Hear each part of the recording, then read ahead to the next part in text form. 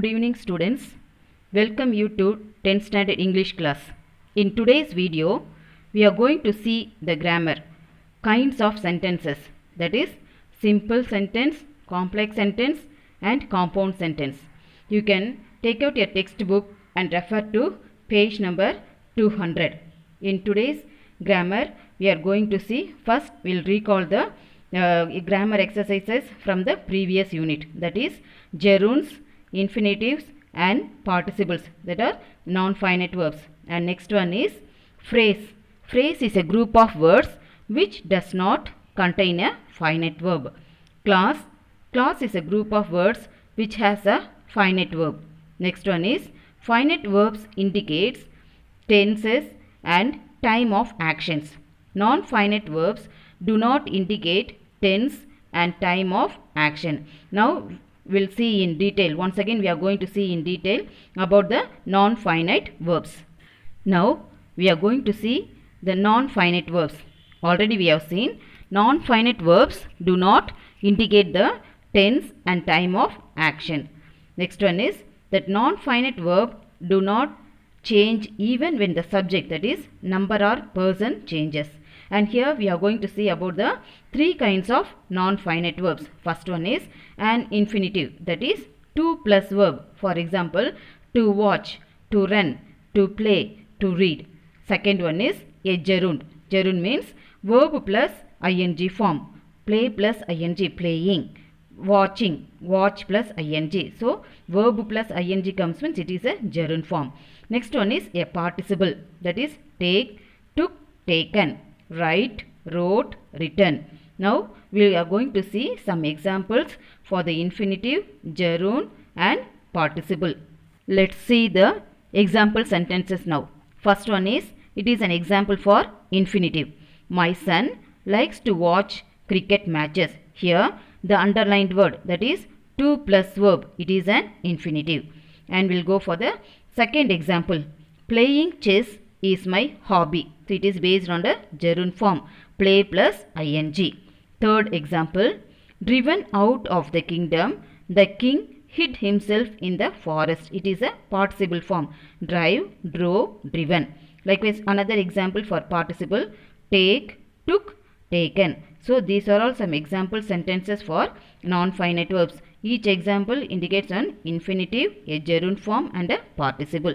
Next we'll go for the remaining part. Next we are going to see what is a phrase. A phrase is a group of words without a finite verb. Now we'll see the examples here. An intelligent boy, a costly pen, an interesting story. So in the above group of words are known as phrases. It doesn't contain a finite verb, that is it will not mention the tense and time indicates there. It doesn't indicate that one. So these are all what a phrase is a group of words without a finite verb. Next we'll see the what is a clause. Now we are going to see what is a clause. A clause is a group of words which consist of a finite verb. Here some examples are given here.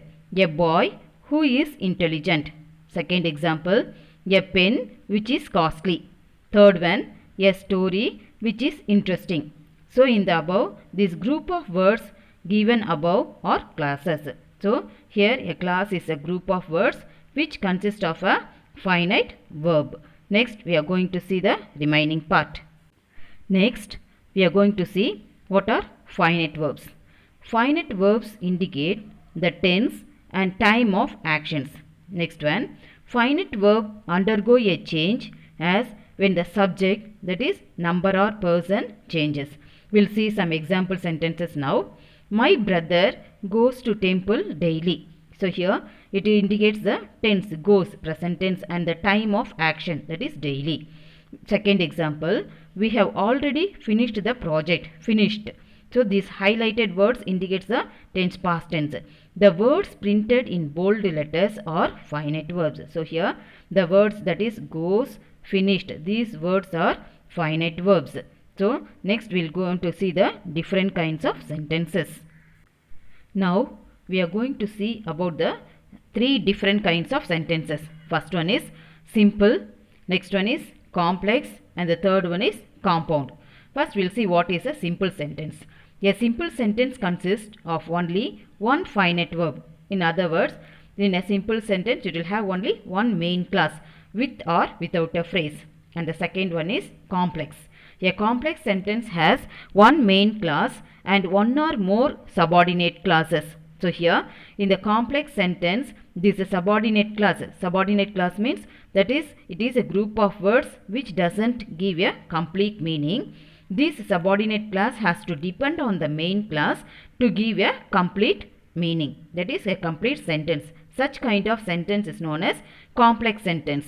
And the third one is compound. A compound sentence has two main clauses combined by a coordinating conjunction. So here in simple, a compound sentence means it will have two main clauses, and these two main clauses will be connected by a conjunction, that is a coordinating conjunction. Now we are going to see the different kinds of sentences in detail. First we are going to see about the simple sentence. First we are going to see about the simple sentence. Already we have seen a simple sentence consists of only one finite verbs. Here 5 example sentences are given. First one is Ramu is too poor to buy a bicycle. So here the first sentence is, that is, it is a highlighted word, it is a finite verb. Second sentence, despite his old age, Raghav walked fast. Here the underlined word, that is, or highlighted word is walked. It is a finite verb. Third one, in the event of not consulting a doctor, you cannot recover. Here in this sentence, the word cannot recover is highlighted. It is a finite verb. The fourth sentence, on seeing the teacher, the children stood up. Here, stood up, that is a highlighted word. It is also a finite verb. Fifth sentence, due to a heavy downpour, the match was cancelled. So here, was cancelled is a finite verb. So in the above 5 sentences, the highlighted words, that is, walked, cannot recovered, stood up, and the last one, was cancelled, are finite verbs. So here a simple sentence consists of only one finite verb. Next we will see what is a complex sentence. Now we are going to see the second kind of sentence, that is complex sentence. A complex sentence has one main clause and one or more subordinate clauses. See the examples now. First one, Ramu is so poor that he cannot buy a bicycle. So here Ramu is so poor, that is the main clause. So the highlighted word is a main clause. Second one is, though Raghav was old, he walked fast. Here in the second sentence, he walked fast is the main clause. Third example, unless you consult a doctor, you cannot recover. You cannot recover is a main clause. Fourth example, as soon as the children saw the teacher, they stood up. Here, they stood up is the main clause. Fifth one, as there was heavy downpour, the match was cancelled. So here, this is the highlighted word. The match was cancelled is the main clause. So here already we have seen that in a complex sentence, it will have one main clause with one or more subordinate clause. First, if we take the first example, Ramu is so poor that he cannot buy a bicycle. Here, first we should identify which is the main clause and which is the subordinate clause. See the first example, Ramu is so poor. So here it is the main clause because it gives a complete meaning. Second sentence, he walked fast. Suppose if you take all the highlighted words, it is all based on the main clause. It gives a complete meaning. But whereas that, once again we'll go for the first one. Ramu is so poor that he cannot buy a bicycle.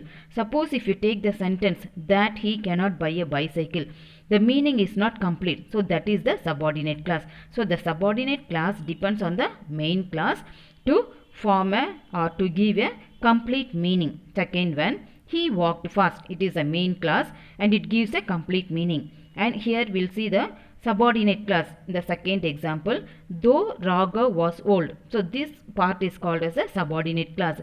This subordinate clause alone will not give a complete meaning. So here the subordinate clause, that is, it is depends on the main clause to give a complete meaning. Though Raghav was old, he walked fast. So now it gives a complete meaning. And likewise in the third one also, you cannot recover. That is, it is a main clause.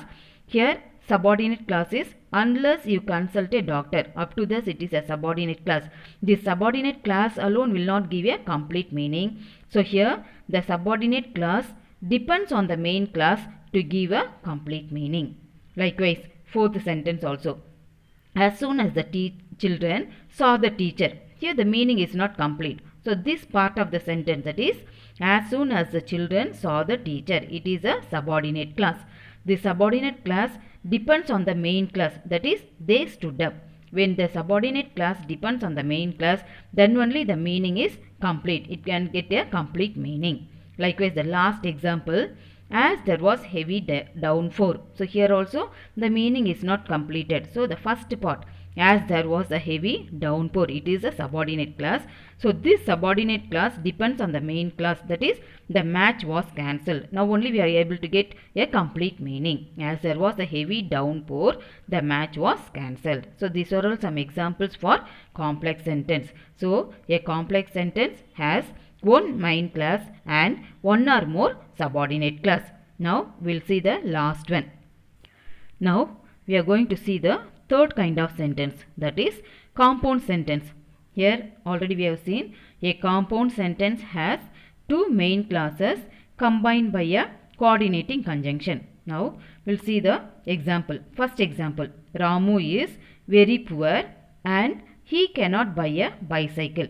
So here the word and is highlighted, that is the coordinating or the conjunction. So already we have seen compound sentence has two main clauses. Here Ramu is very poor, it is one main clause, and another main clause, he cannot buy a bicycle. So here two main clauses are joined with a conjunction using and. And second one, Raghav was old yet he walked fast. So here yet is the conjunction. Raghav was old, it is one main clause, and he walked fast, it is another main clause. So here we are having two main clause. These two main clauses are connected or combined by a conjunction yet. Third one, you consult a doctor, otherwise you cannot recover. So here you consult a doctor, it is a main clause. You cannot recover, another main clause. So these two main clauses are combined by the use of a conjunction otherwise. Next one, fourth example. The children saw the teacher and they stood up. So here again the conjunction and is used to combine the two main clauses, that is, the children saw the teacher, then the next part is they stood up. So these two main clauses are combined by a conjunction and. Fifth one, there was heavy downpour and the match was cancelled. So the same sentences can be written in a simple as well as complex or compound using the conjunctions here. There was heavy downpour, it is a main clause. Another main clause is the match was cancelled. So here we are combining these two main clauses into a compound by the use of conjunction. So in the above examples, that is in the above sentences, the words highlighted are conjunctions. For example, in the first sentence and, second sentence yet, third sentence otherwise, fourth sentence and the fifth one is and. So these are the conjunctions which are used to connect the compound sentences. That is, compound sentence means two main clauses. Two main clauses are joined or combined with a conjunction. Once again, we will just recall. So we have seen here the three kinds of sentences, that is simple, complex and compound. Now students, hope you have understood these three different kinds of sentences, that is simple, complex and compound. Go through the video carefully and watch until you understand. Go through the exercises given in page number 200 also. Now again we will see all these exercises in a detailed manner in the direct classes. Hope you have understood, children. Go through once again. Thank you, students. May God bless you.